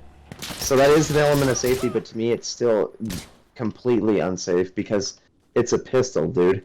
and unless you SBR it and put a stock on it, you're going like the amount of muzzle flip that you're gonna get if you like press it really quickly. You're gonna send rounds like right into the ceiling of your shooting range, or right up into the air over the berm. Like it, I don't know, man. To me, it's. Perhaps, you know, I it's hard to say. It's you know, one of those things where I think it's really cool, and I think people should be able to have it. I could just see like irresponsible people like just doing really bad things. With you know, it. the whole wish.com thing, you know. Oh, yeah, dude. Before I heard about that, I was at an outdoor range and I saw somebody with a full auto Glock, you know. I was like, "Oh, cool. When'd you get your papers for that?" Because I was like, we were talking. He's like, "Papers?" I believe I was there. I believe I was there for that. Yeah. Yeah, like your tax stamp, you know, like. Yeah. When'd you Yeah, get like, that? that's pretty. no, That's pretty cool. And then he's like, "No, I just got it for $8 on Wish.com." And I was like, "What?" Like, Yeah, it's so illegal. Like it's Ooh, so. I saw those before, and I didn't. And then, sure enough, like a month or two later, Oh my like there's gosh, articles yeah. coming about how the ATF were hunting people down that bought those, and I was like, no. Yep. I told them too. It's like that's extremely illegal. Like you should not be doing that. And then going to public ranges. Going to a public range with like your full auto Glock, like.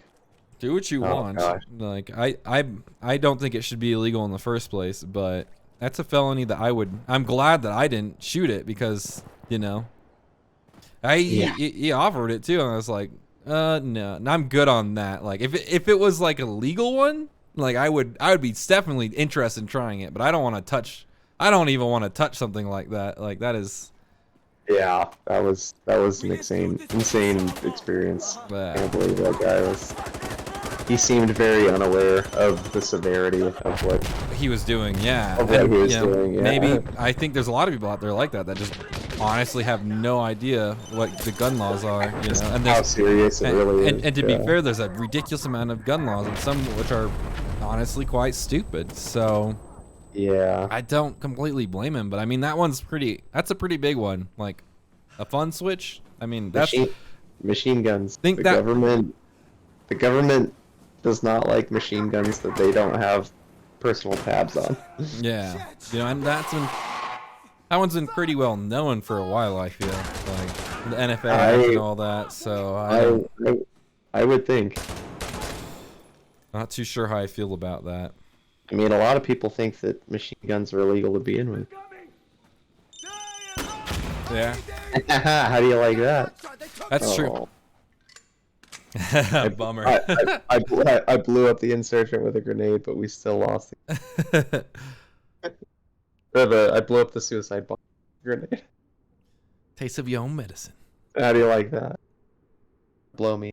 Blow you. No, Ice Crusher got way more objectives than me. I've been slacking on the objective department. I've just been killing people with the M14. EBR. You know, it's funny because, like, I was having a discussion the other day with somebody about the Mark 14, and they're saying that, no. Like, I don't know. See, for me, I wasn't, like, saying it, they were wrong or right. You know, I was more like saying, well, it's in the name, you know. They're like, well, it's a DMR. It's not like a battle rifle. And I was like, what do you think EBR stands for? What does this in? Enhanced Battle Rifle. I didn't know that. Yeah. So, I mean, like, there's no doubt it is used as a DMR role, you know, especially in the U.S. military. And I think the EBR especially stands for, like, the rebarreling specifically for, like, marksman purposes and stuff like that, and, like, the accuratization of the whole Mark 14 and modernization of the Mark 14 in general. Right, yeah. That kind of makes sense to me, yeah. So it definitely is a DMR, but it's also a battle rifle that's in the name. And also, you know, there's a lot of like intercompatibility between the two in my mind, because like a lot of DMRs are just battle rifles with like enhanced optics, right? Or more accurized accurized. barrels. Yeah. So yeah, I mean, they're almost, I wouldn't say they're interchangeable terms, but they're kind of along the same vein for sure. They're very much along the same vein. Like some, you know, but I would say there's some specific ones that ride interchangeably, but there's some that are specifically on one side or the other. You know, like for example, true. an SVT or Dragunov or a PSL, that's It's for specifically sure DMR. a DMR. Yeah. Like that is That is not a battle rifle. Yeah. That is a DMR. Yeah. But it's not because of the cartridge. It's because like of how it was designed and specifically made for. Like all of those Yeah. have long barrels. Like The long barrel, yeah, the fact that it's set up to use that 4 power. They have iron sights too, but like it's really set up to use that like side mounted 4 power. exactly. Grab your gear. Yeah. And you know, on top of that, there's you know, I would consider this a battle rifle. Some people don't consider AR-10 battle rifles for whatever reason. I would consider an AR-10 a battle rifle. I would definitely consider that a battle rifle. And also on top of that, there's guns like, have you heard of the AK-54 by Molat? Yeah. They're Yeah. pretty rare now because you know you can't import them anymore, which is such a shame. Right. I really want one, but They're super desirable, yeah. yeah. And you know It's the mag. expensive I because think of they're that. single stack magazines, so the magazines are kind of like large, like an SVD mag. You know. But those are really cool for sure. Yeah, but they're super cool. You know, and also just the length of them in general, the cartridge, because it's like basically a 30 SA. It's basically like a bar magazine. You know, if you get it longer, it becomes like this weird curvy, weird mess, you know, looking thing. Right, yeah. Yeah, those are so many cool guns. Molotov out. Oh, for sure. Oof. But yeah, you know, that's just a really interesting round to me. I've thought about PSLs. I've looked at PSLs. I've looked at some not Dragunovs, but like some. There's like I think are they M? No, they're not M87s. I saw a company. I think it was Zavasta that was making like a Dragunov type rifle. You know. Oh, nice. And they're really expensive, so that kind of was the end of that for me. But really interesting. I've always kind of wanted a Dragunov, but I'm not willing to pay like the collector's price for Dragunovs, you know.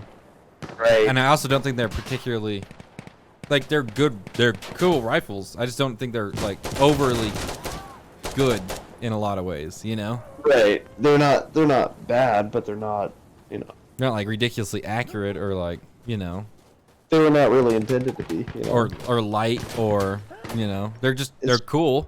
I was gonna say it's really just the coolness factor. Yeah. They're But just so iconic. is it worth $12,000 to like $20,000? Probs not. Probs not. I would just But I go can ahead get and buy a Romanian PSL. for 1,800. Yeah, no doubt. Yep. Yep. Or a Molat Vepr, and those Molat barrels are freaking awesome. If I'm gonna say anything good about Molat, like their guns are basically so freaking heavy. I mean, they're all based on like RPK kind of style, like double thick stamp, you know, everything. And they're heavy. Like I've like using the Molat 74 that I have got before the ban for a reasonable price compared to like my bud's AK-M, and my other bud has like an AK-74, like a standard one, and they're both way lighter. Right. Neither of them shoot nearly as flat or ridiculously accurate as mine, but it's just like that's such a thick barrel and it's so heavy and really not practical. It's cool, but and it doesn't recoil like at all, like but it's so sad about 545, man. All these bans coming through. I'm also Bands, yeah, how are you supposed to get ammo? yeah, and you know, yeah, I was hoping things in Ukraine would calm down because they're a huge manufacturer of 545, but obviously they're not selling it at massive levels when they're stockpiling, you know, a huge amount of it for themselves. Yep. But Yeah.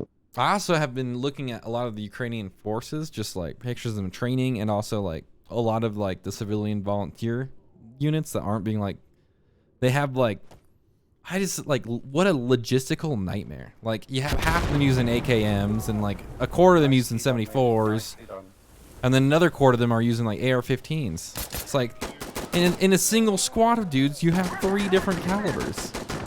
You know, like that's ridiculous. And you know, some of them using DP-27s and older guns, like for Dragunov. Yeah. So then you got 4 calibers. It's like, Yeah, it's pretty crazy.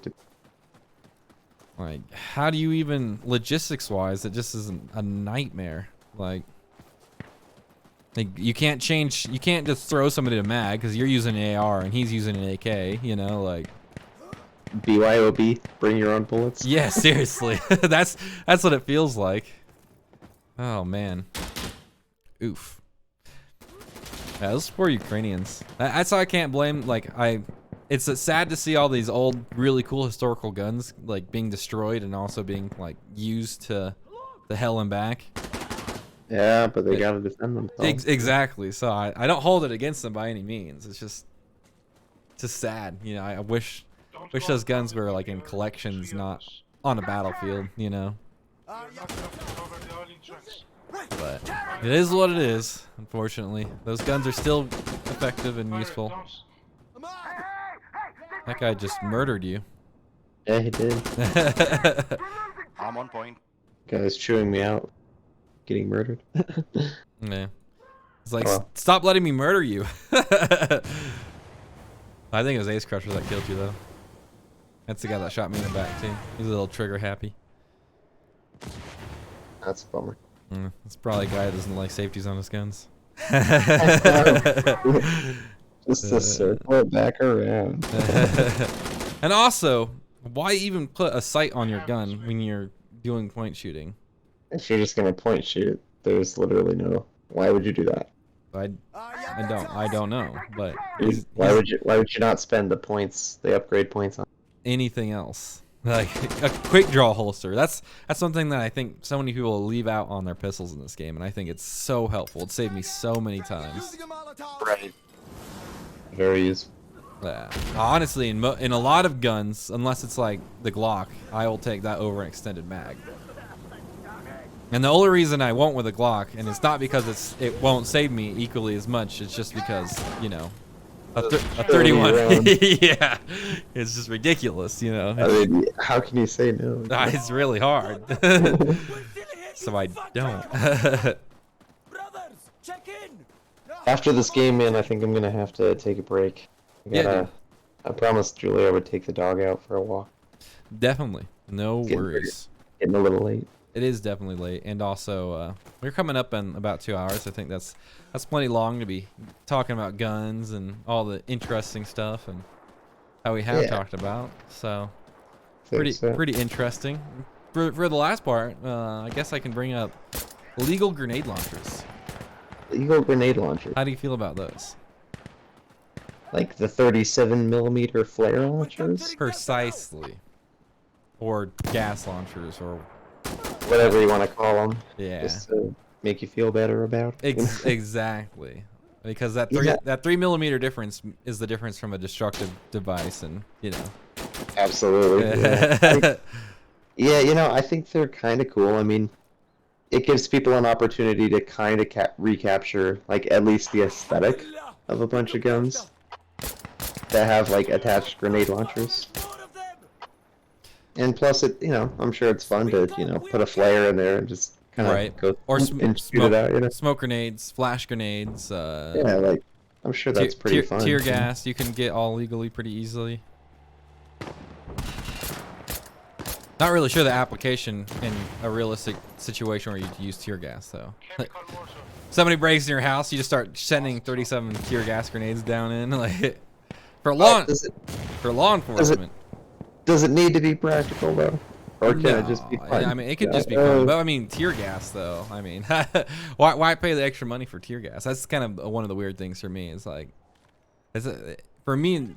That's not really. There's no defense about tear gas. I mean, I guess there can be. Really want to get your riot control? Yeah, for like riot control stuff for sure. But like, well, I never know. You know, there could be an angry mob outside of my house. I need to shoot tear gas into this crowd of angry people. in my mind, the most like defensive thing I could possibly think would be like not even like the launch kind. Like you throw a gas mask on and somebody breaks in your house and you like roll out tear gas. Like that's true. That you could legally do, but also wouldn't that chemical also like mess up everything in your house? Definitely wouldn't smell good in there for a while. Yeah, that's for sure. I have to light an extra candle in there. Yeah. Yeah. Also, just weird. You know, that's a very odd use for. I mean, but tear gas in general is kind of weird. I think I'd probably stick with like smoke grenades and stuff, and flares for sure. It'd be cool. It just there's not really, for as far as flares go. I think, you know, it'd be cool to have it in a survival situation, but it just makes more sense to have like one of those orange like single shot flare guns because it's so much lighter. So much lighter, so much smaller. And it does like the same thing. Then like, yeah. Having this underbarrel flare launcher on your rifle. No, I think it's really just for the look. Oh, the look, yeah, for sure. You know, I have been more interested in like the standalone 37mm. Like they make a M79 clone with a 37mm launcher, and that thing's really cool to me. That is really cool. Actually. Like a little thumper, but. And, you know, those things are heavy, so it totally useless in a survival. Not useless, but, you know, pretty useless in a survival situation. But as a cool factor and, like, something just to hang on your wall, it's pretty awesome. Actually, I'd like to get one of those, now that you mention it. They're not too ridiculously expensive either. I think Spike's Tactical makes one, if I recall right. I don't want to quote a price because it's been at least a year since I've seen them, but I think they're like $700 or $800. Wow. Pick one of those up in a little while. That dude. And then if you get like a Vietnam uniform and like a boonie hat, you'll look just like your dad. It's true. I could recreate that outfit. Yeah. He tried to give me the waterproof boots that he was wearing in that picture. Oh, really? He kept those, but he has much smaller feet than me. Oh, okay. Wouldn't fit. They didn't fit, yeah. But I will have to go do that. Go get it. Arr. What is he trying to tell me? He said we have two pirates, Dinosaur and Flamingo. Oh yeah, facts. We have a flamingo going arr. Well, then I'll go rawr.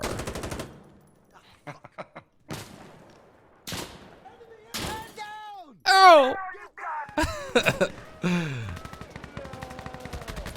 feel like most of the times I die in this game, it's like either like I just noticed the person or like it's literally just like a shot and I don't even know where it came from and I'm dead. For real, yeah. I prefer the like super close ones that just instantly auto boom me. I'm just like, well, sometimes, you know. Done. And gunfights usually, you know, it's milliseconds that count, not seconds. Like an asp, it's always about who gets the shots on target first. That usually wins the fight. I agree with that. Yeah. I saw, what is it, the Luddy gun? I think Brandon Herrera made it. Yeah. Yeah, the Ludi. The Ludi gun, yeah. Like that British dude. Ludi Yep. something. Yeah, he Or made something Philip Ludi. Yeah, he made he set out to prove that you could totally make a machine gun with parts that you could buy at any hardware store. Which, you know, is not untrue completely, but Clearly he proved that you can do it. It's not going to be like very entirely good, but yeah. but is it a machine gun? Yes. Also surprised at how decently those things were going out without any rifling. Like, I just assumed rifling was more important than, which it is to a lot of degrees, but like, still. We didn't. Ow. Flamingo, sorry, you're walking. This guy's trying to kill you. I need me peg leg.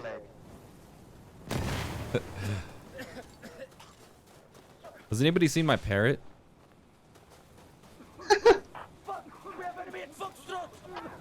Shit. Is that a euphemism? Only if you want it to be. Is that a euphemism? I'm dead as fuck though. Now they can't hear me. Those are my last words. Only if you want it to be. My dying breath. Only if you want it. Oh man. Well, this has been a fun episode. I'm not sure what we're gonna call this series in the long run, and we might actually do more like internet searching next time, and like going through pictures and websites and just looking at some interesting stuff. But I do like Good idea. Yeah, I we're a do- bit distracted. a little bit, but you know we still are pretty on track. You know, and I think this is a cool backdrop to watch while we talk about guns and interesting stuff. Hopefully the gameplay wasn't too loud, and it's gonna be. I can't really remix it after it's out as we're live producing it in a way, but you know, we'll listen to it. The levels look good, so I think we're gonna be okay. But you know, I'm sure these are just only continuing to get better. I can't see anything. Smoke. Ah, I can't believe that guy shot me right through the smoke. What Oh, the I can't. fuck? I can. The AI, the AI in this game, especially with smoke stuff. I don't trust smoke at all. This'll do it. Hold on. What are you doing? Just give up. You just give up. But yeah, it looks like we might actually win this one. I probably shouldn't say that too soon, but we ought to for the end of this, you know, the end of this episode. Episode 1 of, you know, Guncast, podcast, gun game cast. I don't know. Done stuff with the yeah, The you know, cast, yeah, you know, we're talking. yeah. We're doing the internet, and it's happening. It's happening, yeah. It's just the two of us. No need to take risks. And no need to take risks. Debatable. Debatable. I can't wait to rewatch this. And Yeah, I think it's gonna be good. Get really annoyed with myself. Well, you know, sometimes that's just how it goes. You know, For real. you know, it's gonna be. You're gonna need to find a decent amount of time to listen to this, and I think, you know, a lot of people might just even be listening to, you know, just the podcast, which might actually, you know, in the future, I might actually just cut the sound out that we're hearing altogether in the game. Actually, in fact, I probably should have done that this time, because for people that are just watching, just hearing a bunch of gun noises and explosions are going to be kind of odd. But you know, now that I think about it, in the future, we'll probably, if we do game stuff in the background, I'll probably cut the background noise out. But yeah. No, I think it went pretty well. Well, I'll go ahead and just give me like a minute and a half, and I'm just gonna close this episode out. But it was really good for our first episode. Good talking, good gun stuff, good fun. Indeed. Good, Indeed, yeah. good gaming all around. After I take the dog out, I might be able to jump back on. Definitely, yeah, I'm definitely down to game some more. I'm just gonna exit out the actual episode of this. So, anybody that came in and watched or listened, really appreciate it. I hope you enjoyed it as much as we did. Thank you very much. Oh yes, thank you. And this has been the Full Spectrum Show.